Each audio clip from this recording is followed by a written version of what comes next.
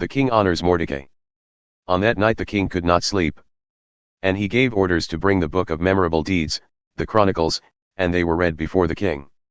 And it was found written how Mordecai had told about Bigthana and Teresh, 2 of the king's eunuchs, who guarded the threshold, and who had sought to lay hands on King Ahasuerus. And the king said, "What honor or distinction has been bestowed on Mordecai for this?"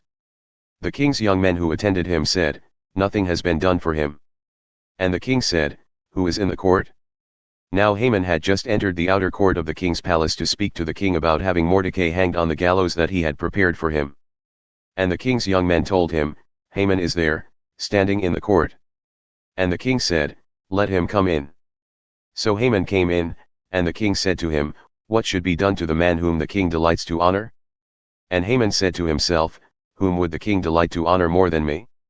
And Haman said to the king, "For the man whom the king delights to honor, let royal robes be brought, which the king has worn, and the horse that the king has ridden, and on whose head a royal crown is set. And let the robes and the horse be handed over to one of the king's most noble officials. Let them dress the man whom the king delights to honor, and let them lead him on the horse through the square of the city, proclaiming before him, Thus shall it be done to the man whom the king delights to honor." Then the king said to Haman, "Hurry, take the robes and the horse, as you have said, and do so to Mordecai the Jew, who sits at the king's gate. Leave out nothing that you have mentioned." So Haman took the robes and the horse, and he dressed Mordecai and led him through the square of the city, proclaiming before him, "Thus shall it be done to the man whom the king delights to honor." Then Mordecai returned to the king's gate. But Haman hurried to his house, mourning and with his head covered. And Haman told his wife Zeresh and all his friends everything that had happened to him.